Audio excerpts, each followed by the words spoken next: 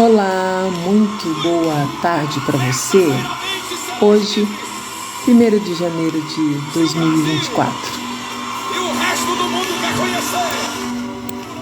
Quais as decisões que você já tomou? Decisões sem decisões, pois decisões são importantes. Decisões decidem. Decisão e atitude. Quais as suas decisões para 2024? Não, mas hoje é o primeiro dia do ano. Passamos a virada comendo, bebendo, com a família. Pois é, não dá para esperar. Porque o 2024 é hoje, é agora, não é daqui a pouco. Não é depois, aqui no Brasil, do carnaval. Não, é agora. As decisões precisam ser tomadas agora. Não espere, não deixe para amanhã. Eu tenho refletido muito nos últimos dias quando, num período da minha vida, eu decidi tomar algumas decisões. E foi muito importante porque eu abri mão de amigos, lugares, de vontades, sentimentos, atitudes, para poder estar aqui hoje. Do contrário, eu não estaria aqui. E não foram decisões fáceis, foram decisões bem difíceis. Foi um processo. Meu despertador aqui. Opa! Ai, que legal! Desligou 3 horas. E não foi fácil. Eu cheguei num momento da minha vida em que ninguém podia fazer nada por mim. Os médicos não podiam, a medicação não podia, o dinheiro que eu tinha também não podia. E aí eu decidi abrir mão do que eu estava sentindo, abrir mão das minhas vontades para fazer o que precisava ser feito. Não porque eu estivesse com vontade, porque eu não estava com vontade de fazer aquilo. E eu me lembro bem que eu comecei justamente com a Coca-Cola. Eu era viciada em Coca-Cola. E uma das primeiras coisas que eu fiz foi tirar a Coca-Cola. Não foi fácil. Naquele período, eu estava com...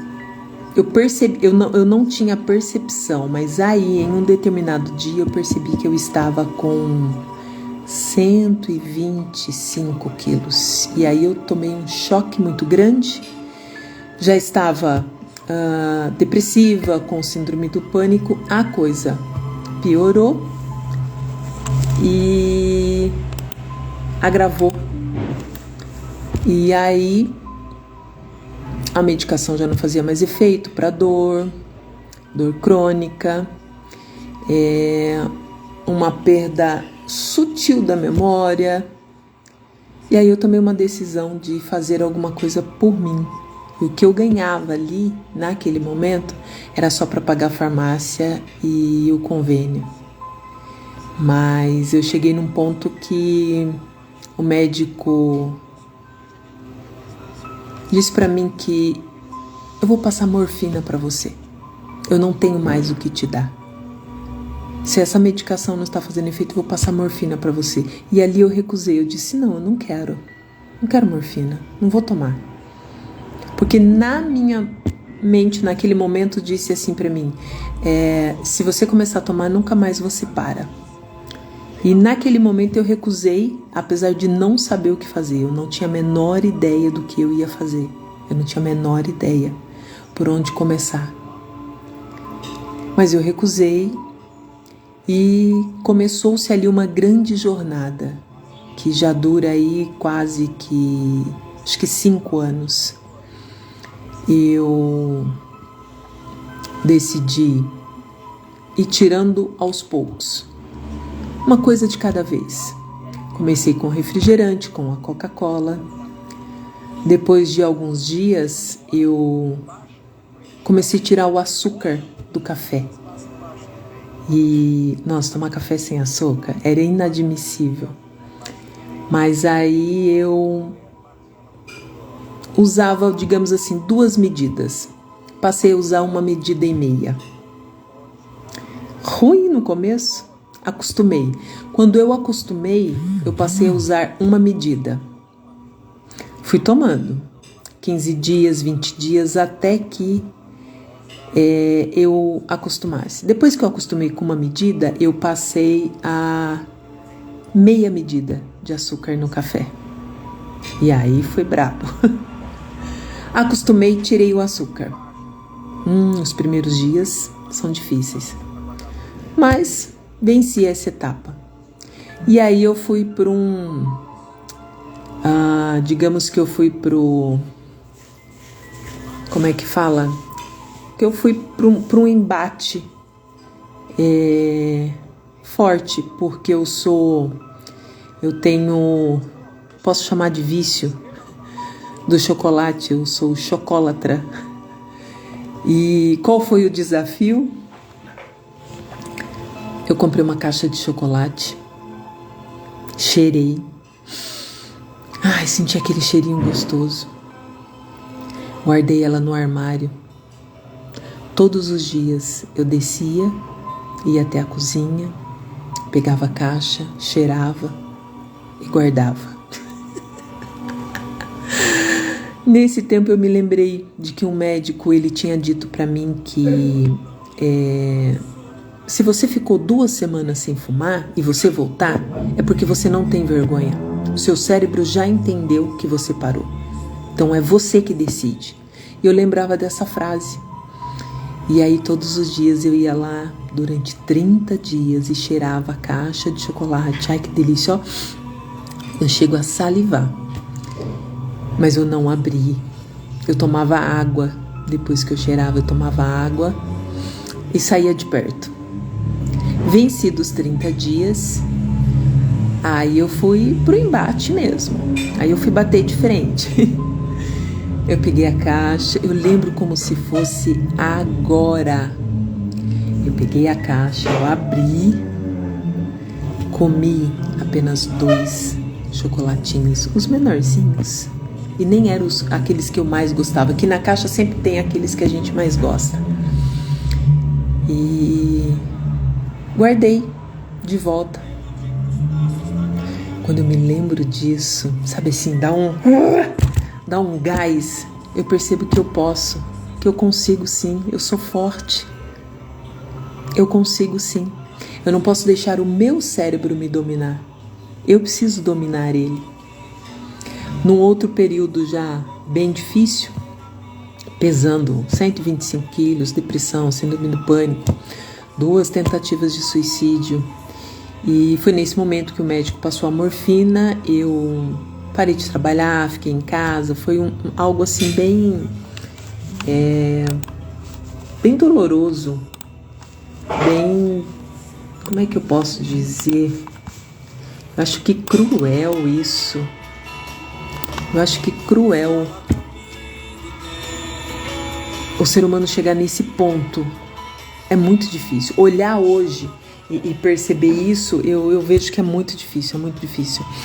Você está completamente sozinho, nada te satisfaz e é um vazio do tamanho de Deus, mas que a gente não reconhece.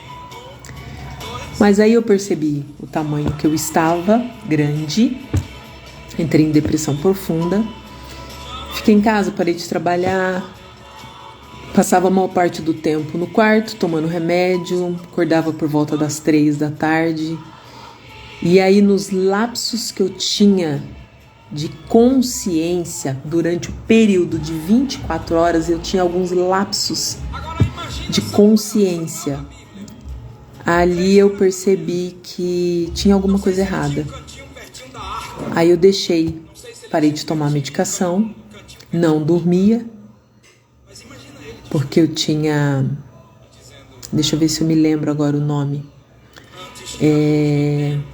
Quando você não dorme, você sonha e parece que é bem real. Tem um nome bem específico que define. paralisia do sono. Tinha paralisia do sono. E aí não dormia, mas tudo bem, tirei a medicação e fui levando.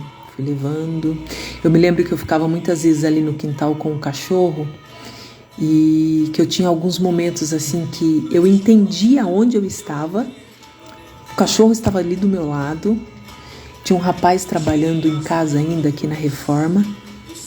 Mas assim, a maior parte do tempo eu não é branco, sabe assim, eu não tenho consciência, não registrou. E quando eu cheguei no fundo do poço, porque eu tô resumindo bem esse período, eu pedi a Deus por misericórdia. Eu me lembro que eu abri a janela e tava aquele dia gostoso, aquele sol quente. Eu falei: Jesus, filho de Davi, tem de misericórdia e compaixão de mim. Como esse sol está aquecendo o meu corpo, aquece a minha alma, que a tua palavra aqueça a minha alma e o meu espírito. Era o único versículo que eu lembrava. E por aqueles dias, eu não me lembro exatamente os dias, essa questão do tempo, eu ainda tenho dificuldade. Não é que, eu tenho dificuldade, não. Eu ainda tenho. Eu não aceito isso. E por aqueles dias eu comecei a mexer em umas plantas que a gente tem aqui em casa, bem na entrada. E eu fui mexendo e eu me lembrei que os antigos falavam muito de um chá para dor de barriga, um chá para isso, um chá para aquilo. E ali eu comecei a mexer lá com as plantas, fui mexendo com as plantinhas e assim, uma coisa assim, Deus é maravilhoso, né? Deus é tremendo. Me deu aquele start e eu comecei me veio à memória, o Senhor me trouxe à memória o livro de Gênesis. Eu falei, Gênesis é a criação. E aí eu comecei a me lembrar da criação, de como foi feito. Se você me perguntar hoje, agora, eu não sei falar para você. Eu não consigo. Eu tenho a consciência em mim, mas eu não consigo. Eu não guardo. A memória de curto prazo apaga muito rápido. Algumas coisas eu lembro, outras não. Eu posso lembrar de algo aqui agora, 30 segundos depois. Mas também eu posso lembrar daqui a 6 meses. Também eu posso lembrar daqui a 30 dias. Então, esse tempo, eu não tenho controle sobre isso ainda. Mas eu lembro que eu comecei ali a mexer com as coisas e eu fui vendo e fui me lembrando do Gênesis, a criação, e que Deus falou e que Deus fez. E ali eu olhava para aquelas plantinhas que a gente, tudo dentro de uns baldes, de vasos, né? Não dá para pôr direto no chão. E eu ficava olhando aquilo assim, era como se ao olhar para aquela planta, eu escaneasse a planta todinha, sabe? Raiz, caule, folhas, a composição da folha, aquilo. É um negócio assim, extraordinário. E dali, um certo dia, eu comecei a decidir pesquisar, né, plantas. Comecei a pesquisar e fui vendo... alguns de confiança, outros nem tanto, eu não sentia a confiança, até que eu achei um rapaz, um biólogo falando de plantas, eu gostei, estava ele com a esposa, aí fui olhando lá, ele contou a história da vida dele, de que a filha dele praticamente foi desenganada, não tinha o que fazer, e ele levou na casa da mãe, e a mãe deu um chás para a menina melhorou, e dali ele começou a pesquisar, ele também estava com depressão e tal, e nesse meio das plantas ali, ele se levantou. Comecei a acompanhar esse rapaz, comecei a acompanhar todo o conteúdo gratuito dele no YouTube. E aí muito me interessou. Mas a responsabilidade dele também me chamou muito a atenção. Porque ele falava, não é só você fazer, não é só um chá, não é só você tomar uma tintura. O que você está tomando, qual a medicação, você precisa de ajuda, você precisa de um profissional para desmamar essa medicação, dependendo do que você está tomando. Ele sempre recomenda que a primeira coisa, você leia a bula da medicação que você está tomando. E aí, como eu não tinha a quem procurar, eu comecei eu mesma, lendo a bula. Confesso que a maioria das coisas eu não entendia nada, não por ser a bula da medicação, porque eu não entendia mesmo. A capacidade de entendimento estava fora de mim naquele momento. E eu fui lendo e fui acompanhando o conteúdo daquele rapaz e fui acompanhando. Eu acho que entre 6 e 8 meses, mais ou menos, eu não tenho certeza. Eu sei que eu decidi que eu ia tirar a medicação que eu tomava, a medicação para dor. E porque assim, olha que interessante, eu tinha um vidrinho dentro da bolsa que eu estava tomando, para onde eu ia eu levava, e já tinha outro em casa. Se eu tivesse 10 cápsulas no vidrinho na bolsa e não tivesse o outro em casa, eu já entrava em pânico, eu entrava em desespero, mas desespero mesmo. Você já viu criança fazendo birra? Criança quando quer alguma coisa, que ela se joga, eu entrava em desespero, parecia que eu ia morrer se eu não tivesse aquilo. Então eu corria e já comprava outro. Em 2018, uma medicação custava R$380. 318 ou 380, não me lembro. Mais de R$300, uma medicação, em 2018. Então, quando eu comprava essa, parcelava 2 vezes no cartão. Quando eu estava terminando o segundo pagamento dessa medicação, eu já tinha que comprar outra. E eu decidi, então, tirar a medicação, fazer o desmame da medicação. Gente, se você perguntar para uma pessoa que é dependente químico, que bebe, pergunta para ela o que é abstinência. É um negócio muito louco, ainda mais com medicação controlada. É um negócio muito louco. Eu consigo imaginar o que esses caras sentem. Eu consigo imaginar o que eles sentem. Só de pensar em parar com a medicação, eu já suava frio, tremia. Muitas vezes eu não conseguia ficar de pé.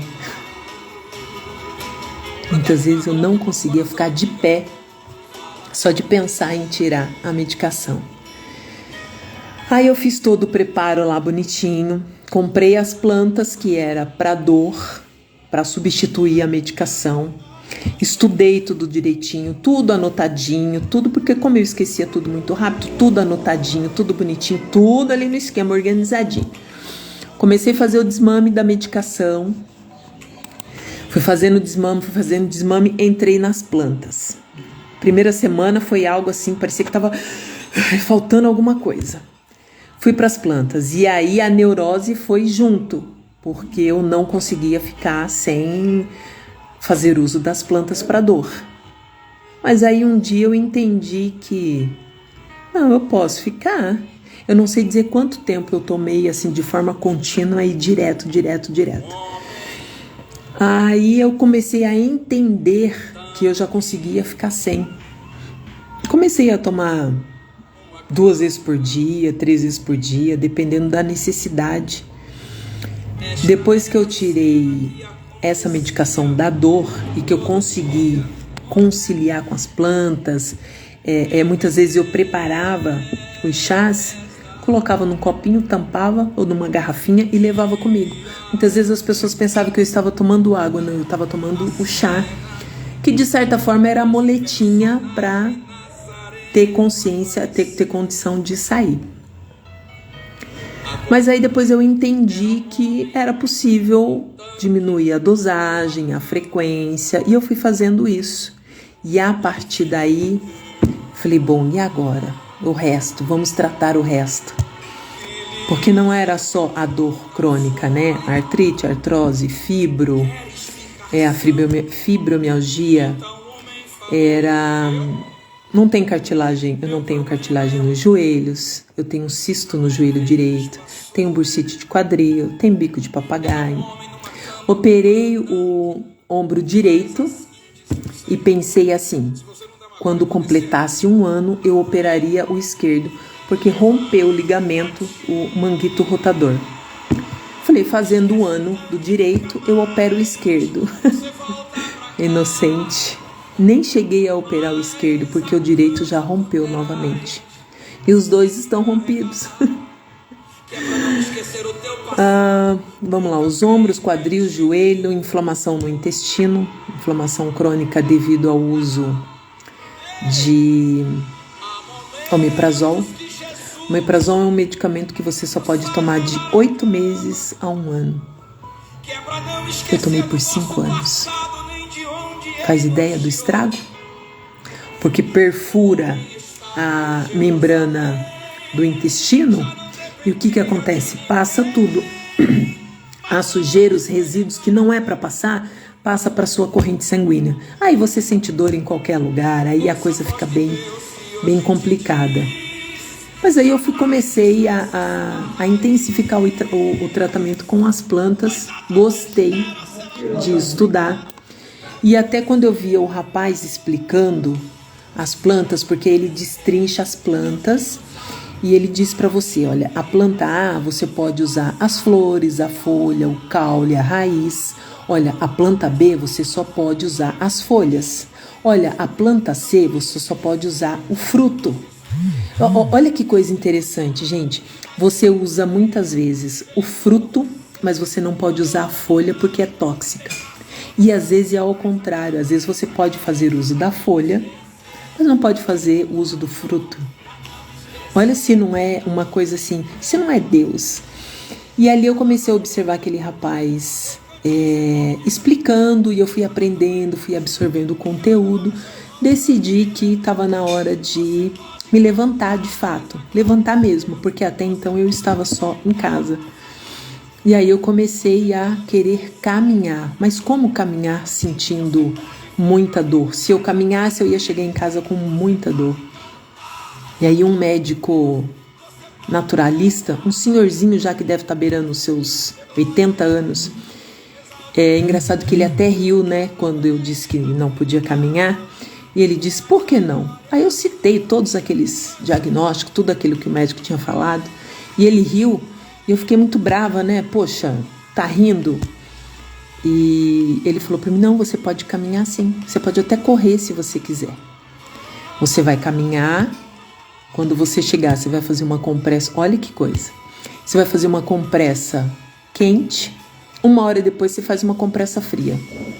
Ou ao contrário. Faz uma compressa fria e depois faz uma compressa quente. Por quê? Um vai tratar a dor e o outro vai dilatar as veias para circulação. Eu comecei a fazer meio sem acreditar, mas surtiu efeito, eu gostei.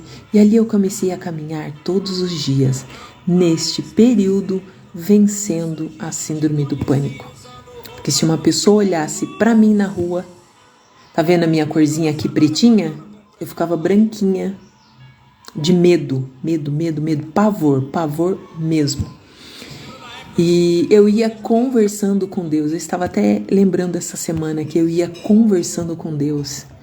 E eu cheguei num ponto assim de uma conversa tão gostosa que o pessoal que estava do meu lado, na calçada, o pessoal começou a ficar preocupado. Eles não sabiam se eles riam, eles não sabiam se me acudiam, porque eles achavam que estava acontecendo alguma coisa e não estava. Eu estava com o meu pai. Falando assim e rindo hoje, parece que foi assim, né? Estalar de dedos, foi tudo muito simples. Não foi. Foram anos de luta. Essa é só a parte física da coisa, da situação. Tem a parte espiritual da situação, que é algo que a gente precisa tratar e a gente precisa dar atenção. Eu me lembro que dava por volta das 5h da tarde, eu senti um medo horrível, porque eu sentia já uma presença que chegava na porta da sala e eu lá em cima no quarto eu já arregalava o olho e ficava com medo, porque eu sabia que eu não ia poder dormir, porque aquela presença ia me incomodar durante a noite. O que na medicina chama de paralisia do sono, mas não é paralisia do sono. Eu levei muito tempo para entender que aquilo não era sonhos. Eu achava que era apenas sonhos. E detalhe, no princípio, quando começou, eu ainda criança, eu nem me lembrava. Eu lembro que eu acordei uma vez Nós morávamos na casa de uma senhora, eu vim da Paraíba para São Paulo com a minha mãe casou com meu padrasto e eu fiquei morando na casa dessa família. Me lembro que eu acordei uma vez, a filha da mulher estava olhando para mim com uma cara, uma feição assim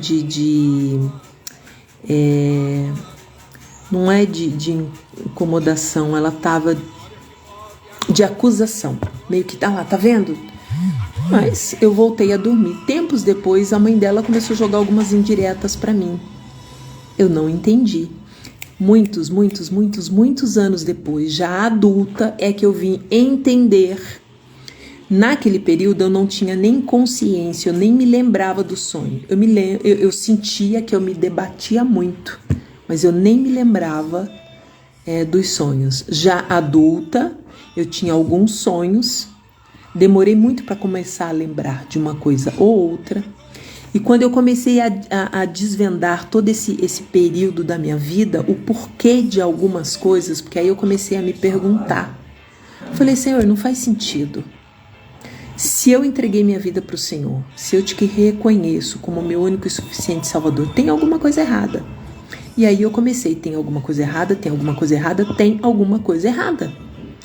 Eu lembro que eu estava na igreja e eu via aquele povo todo, aquela coisa. Eu falo, por que esse povo todo está feliz e eu não? Por que esse povo todo alcança uma bênção, um milagre e eu não? Em alguns momentos, em períodos de oração, a minha vontade era deitar no chão e rastejar feito uma cobra. Eu lembro que eu falo, não posso fazer isso. Se eu fizer, vai ficar todo mundo me olhando. Mas era o que eu tinha vontade de fazer. E eu comecei ali, tem alguma coisa errada, tem alguma coisa errada, tem alguma coisa errada. Não fui buscar em ninguém, na instituição que eu estava, não. Eu falei, tem alguma coisa errada comigo, porque se esse povo todo está feliz, se tem um aqui, se tem dois aqui, então tem alguma coisa errada comigo. E comecei a buscar, e aí foi todo esse processo de começar a me enxergar acima do peso, os diagnósticos, a depressão, a insônia, até chegar nesse período que eu comecei a ter consciência que aquilo não era apenas sonhos, aquilo era muito real. E eu tinha umas visões assim que eram aterrorizantes. Eu me lembro que muitas vezes a única coisa que eu conseguia dizer era... Nossa! É o gato, gente. É o gato do vizinho. Agora não se escuta mais nada. Eu lembro que a única coisa que eu conseguia era falar o Salmo 91. Dormindo. Mas aí chegou no momento que eu falei, Deus, eu quero saber o que é isso? O que é isso? E aí eu achei uma pastora no YouTube. No YouTube eu achei uma pastora que ela falava sobre libertação. E ela falando sobre libertação, ela falou umas coisas assim que eu falei, eu nunca ouvi falar disso. Vou dar crédito para isso, eu nunca ouvi falar disso. E eu fiquei ouvindo aquela mulher. Eu acho que tem gente no meu portão. Agora. Hanna, vem cá. Hanoca, vem cá. Vem cá, Lalan. Deita aqui. Não é pra você... A Hanna quer participar da live, gente. Deita aqui. Deita aí. E eu comecei ouvindo aquela pastora e fez sentido. E ela pediu pra fazer uma oração. E eu lembro que eu andei pela casa fazendo aquela oração. E aquilo eu falei, nossa. Tem gente no meu portão. Que sensacional!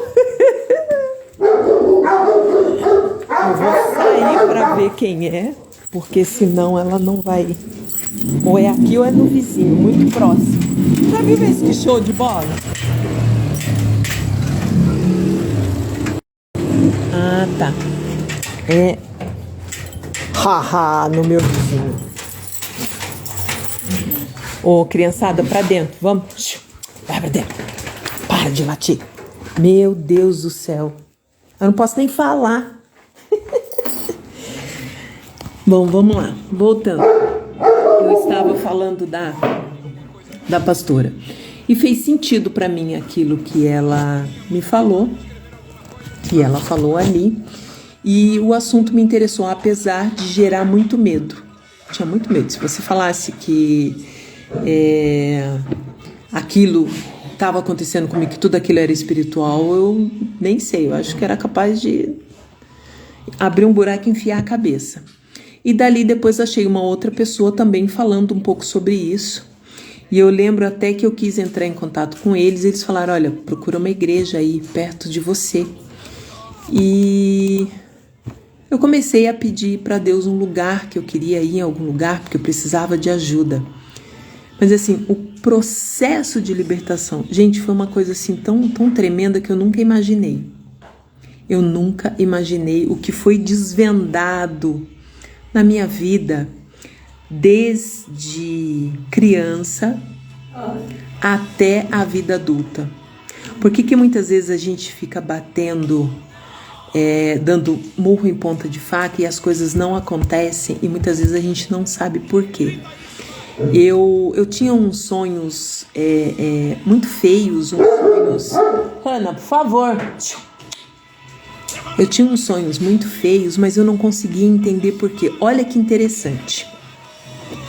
Eu acreditava até pouco tempo atrás que algumas coisas só poderiam acontecer na vida da pessoa se a pessoa tivesse vindo daquele meio.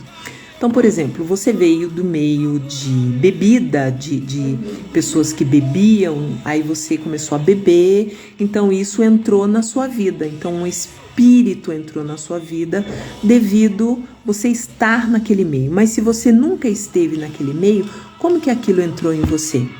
Eu não conseguia entender.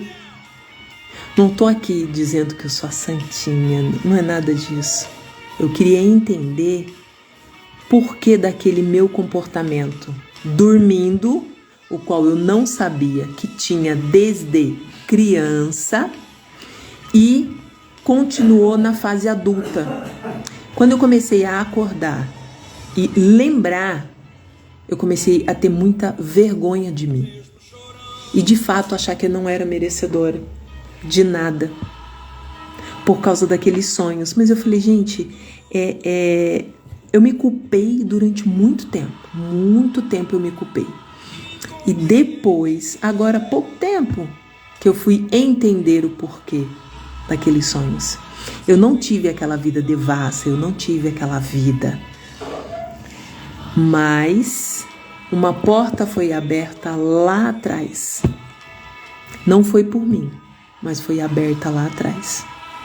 E aí esse mal entrou na minha vida. Eu tinha o vício era uma coisa até assim, tava chegando num ponto tão nojento que eu não podia, eu já estava quase não podendo sair de casa. Quando eu ouvia falar em pornografia, eu não fazia ideia, mas aquilo me incomodava, mas eu não fazia ideia por que me incomodava. Por quê? Porque eu não tinha sido praticante. Eu não fazia ideia do que era aquilo. Eu fazia ideia porque eu via as pessoas falando, mas eu não fazia ideia de eu fazer aquilo, de eu ter praticado aquilo. E aí, Andréia, boa noite. Eu não fazia ideia do que era aquilo. E aí eu vim descobrir que aqueles sonhos, aqueles pesadelos durante o sono, era um espírito de prostituição na minha vida. Que aquilo não era sonho, aquilo era real. Era aquele espírito querendo se relacionar comigo. Aí eu entrei em pânico mesmo. Porque eu me perguntava, da onde veio isso? Como é que isso entrou na minha vida? Como é que isso chegou em mim? E até pouco tempo, se você me perguntasse, eu não saberia. Eu vim descobrindo, eu vim desvendando tudo isso de Acho que de 2020 para cá, final de 2019 para 2020, que eu vi desvendando tudo isso. Porque eu falava assim, Deus, eu não fui eu não me relacionei com várias pessoas, eu não estive, sei lá, num prostíbulo, eu não fiz. Como é que isso chegou na minha vida? Chegou na minha vida por portas que foram abertas lá atrás. Por parte de pai, por parte de mãe, eu não sei. E agora eu acho que até é difícil saber. Eu não conheço meu pai, minha mãe faleceu agora em abril. Mas a questão é, a partir do momento que eu tive a consciência disso e comecei a lutar contra isso. Estava me destruindo, estava me matando dentro da igreja. E aí foi quando eu tomei a decisão de fazer alguma coisa pela minha vida. Pedir misericórdia a Deus, porque eu já não suportava mais aquilo. Para quem vive abuso psicológico, para quem vive abuso físico, vai saber do que eu estou falando. Era um abuso de algo que tem a força maior do que eu, porque eu não posso lutar na força do braço, e que eu não tinha um entendimento. Não tinha ninguém para me falar, não tinha ninguém.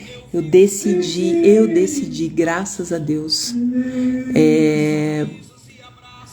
buscar em Deus a solução e a saída. Hoje, para eu estar aqui falando de tudo isso, gente, vocês não têm noção como foi, não digo difícil falar, mas difícil chegar até esse momento, a essa consciência. Tanto que todos os dias pela manhã, quando eu acordo, eu agradeço a Deus e eu agradeço ao Senhor a consciência que eu tenho. Uma das piores coisas é você não ter consciência de quem é você. Porque eu cheguei a ponto de esquecer o meu nome. Quando alguém te pergunta o seu nome, você carrega, é como se você estivesse carregando a informação. Seu pai, mãe, irmãos, trabalho, vida profissional, sentimental, financeira, você traz aquela informação. Você não tem consciência disso, você não fica pensando, peraí, deixa eu ver quem foi meu avô, meu pai, minha mãe, para você poder falar. Não, é automático, mas você carrega essas informações para você poder falar. Quando a pessoa perguntou o meu nome, que eu parei assim, eu vi uma página em branco. Eu não sabia quem eu era. Você tem noção do que é isso? Você não tem consciência de quem você é? Meu Deus do céu. Eu fico pensando assim, falo, Deus foi muito misericordioso para comigo. Muito misericordioso. Porque eu saía de Mogi para trabalhar em São Paulo. Saía às 5 da manhã, chegava às 10 da noite. Eu poderia ter me perdido por aí fácil.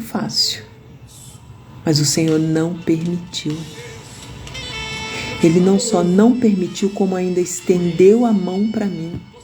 E me tirou daquela escuridão, me colocou de pé, limpou as minhas vestes, sarou as minhas feridas, me deu um novo nome e escreveu meu nome no livro da vida. Ele é maravilhoso, ele é maravilhoso.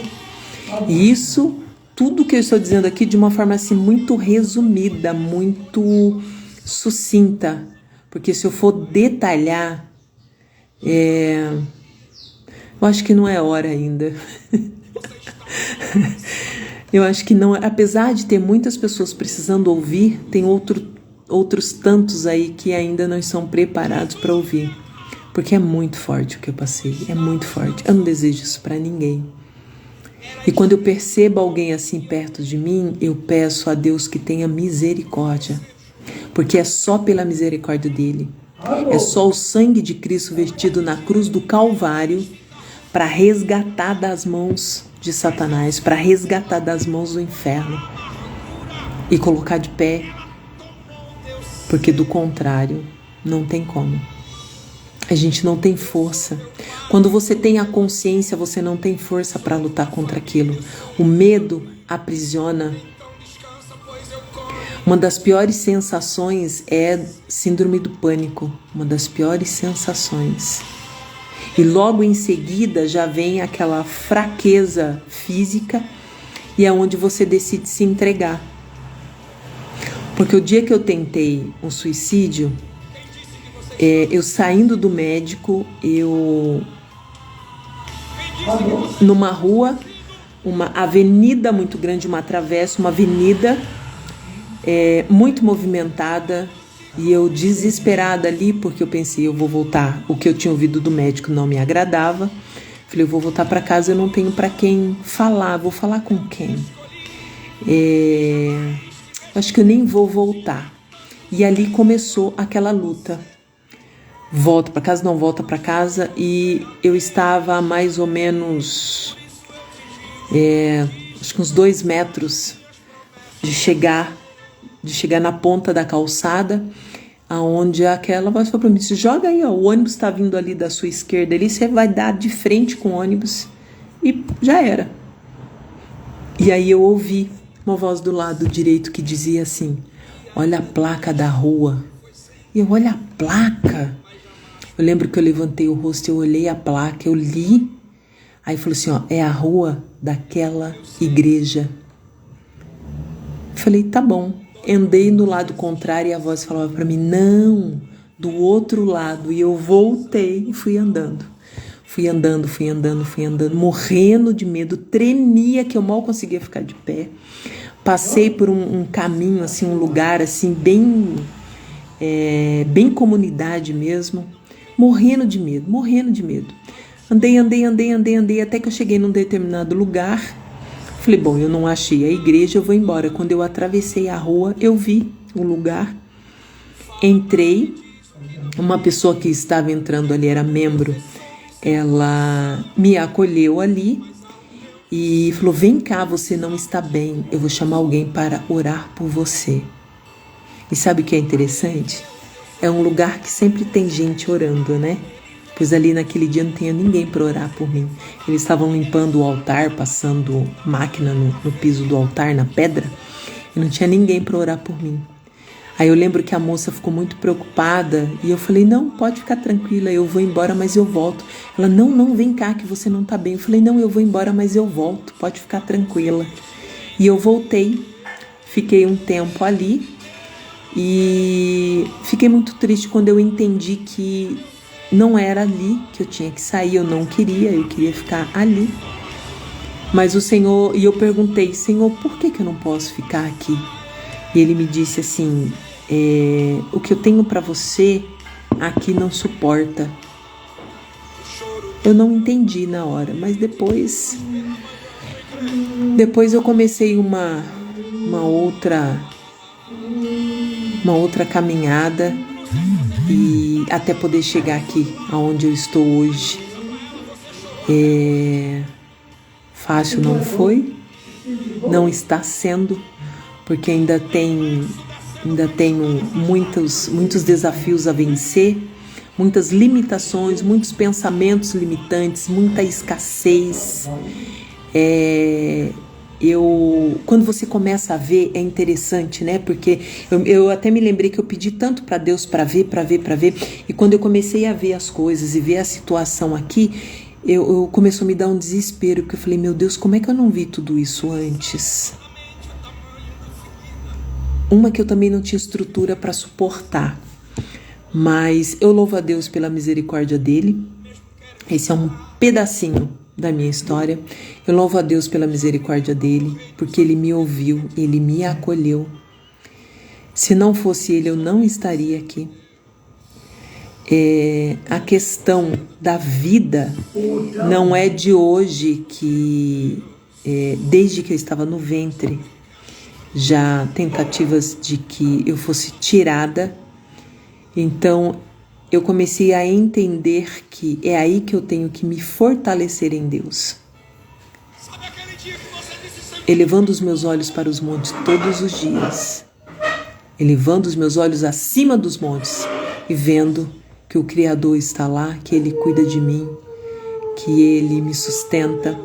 E a partir daí eu fui estudar plantas, mergulhei no universo das plantas, mergulhei no universo da neurociência para entender toda essa questão do cérebro, essa questão da perda de memória, essa questão do como é o emagrecer, que é tão interessante que o cérebro não me deixava ver que eu estava acima do peso. Depois que eu emagreci, acho que uns 30 quilos, uma senhora aqui que me conhece há muito tempo, ela falou, nossa, como você emagreceu? Eu olhei para ela e falei assim, tá louca? Eu não percebia que eu tinha emagrecido, até que um dia eu fui na casa de uma amiga, de camiseta e calça jeans, e tava muito quente, e ela falou, coloca esse vestidinho aqui, é mais fresquinho. Quando eu coloquei o vestidinho, eu entrei assim, foi um choque, porque eu lembro que eu peguei o vestido e falei, imagina, isso aqui não serve em mim, e eles falavam, veste, coloca o vestido, aquela pressão. Eu fui e coloquei o vestido, falei, não serve, é um povo chato, não serve. Não é que não servia, gente, eu não conseguia me enxergar magra. E aí quando eu coloquei o vestido, eu vim para casa com ele, e eu lembro que eu não queria tirar o vestido, porque eu falei, serviu, meu Deus, serviu. E a partir daí fui mergulhando nas plantas, na questão da neurociência, na questão do comportamento humano. E hoje, assim, o Senhor me levou para lidar com adolescentes com necessidades especiais. E é algo assim tão maravilhoso que quando eu chego, eu me conecto com aqueles meninos de uma tal maneira que a coisa flui assim, no instantinho, eu pronto, ali tá. A gente já começa a conversar e a coisa flui. E eu fui parar em escola pública, sempre trabalhei em escola particular, trabalhei num polo de uma faculdade por 5 anos e depois eu me vi numa escola pública. Uau! Pessoa formada, graduada, fazendo especialização, vai parar numa escola pública trabalhando como cuidador. Cuidador é como se fosse o faxineiro da empresa, sabe? E eu ali maravilhada, porque estava saindo de todo esse processo, indo cuidar daquelas crianças. Eu me lembro que eu até falava assim, Senhor, me ajuda, porque eu sozinha eu não consigo, como é que eu vou lidar com esses meninos? E o Senhor, mais uma vez, esteve ali do meu lado, me ajudando, me dando todo o suporte necessário. E eu, estudada, trabalhando como cuidadora. Foram 2 anos de uma experiência extraordinária que eu pude colocar em prática todo o aprendizado, além de estar trabalhando a minha própria memória. Eu pude colocar em prática tudo aquilo que eu tinha aprendido.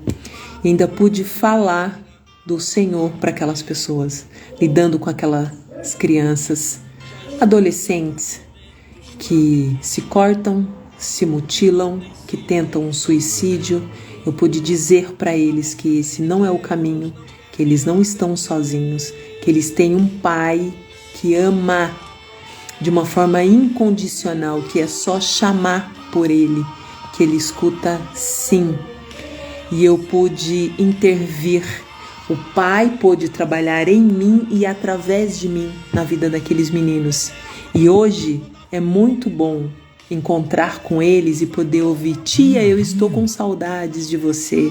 Hoje é muito bom encontrar com eles e ouvir, tia, o que você fez com um fulaninho? Tia, olha como ele tá bem. Tia, olha como é que você fez isso, como é que você faz isso. Muito bom poder ouvir, porque eu sei que não foi de mim, que veio direto do trono da graça, porque eu não tinha capacidade nem conhecimento, condição física, nem condição intelectual para fazer aquilo, para executar aquele trabalho, por mais simples que pudesse parecer. Mas ali foi uma doação tão grande da minha parte, que o próprio Pai trabalhou em mim e através de mim. Foi algo maravilhoso. E hoje eu não abro mão do comportamento, do estudo do comportamento. Por quê? Porque quando eu vou para a palavra de Deus, eu vou para a Bíblia, está tudo aqui. Está tudo aqui. Está tudo aqui. Aquilo que hoje a ciência vem falar, hoje a ciência vem comprovar, aí eu posso abrir o livro da sabedoria, o livro da vida e ver que está aqui. Fala, uau, sensacional! Gente, eu vou ficando por aqui. Esse foi um pedacinho da minha história. Que Deus te abençoe. Que você tenha um 2024 extraordinário, excepcional, memorável. Que você restaure o seu altar hoje. Não espere para tomar decisões depois. Tome decisões hoje. Por mais dolorosas que elas possam ser, tome as decisões hoje. Não deixe para depois. Nós só temos o hoje. O ontem já foi e o amanhã não nos pertence. Então hoje, o coraçãozinho está batendo aqui dentro. Tome decisões hoje. Decida por aquele que te chamou. Se ele te chamou, ele vai te capacitar. Por mais insegurança que você tenha, e olha que de insegurança, de medo, eu posso falar. Eu posso falar de medo e de insegurança. Sabe o que é você sair para ir no psicólogo com um papelzinho assim, escrito aonde era? Porque quando você andasse 50, 100 metros, você já esquecia. Aí você tinha que pegar o papelzinho e olhar. A psicóloga no lugar tal. A pregar o ônibus de volta no lugar tal. Sabe o que é isso? É assustador, aterrorizador. Mas ele te chamou, ele te capacita.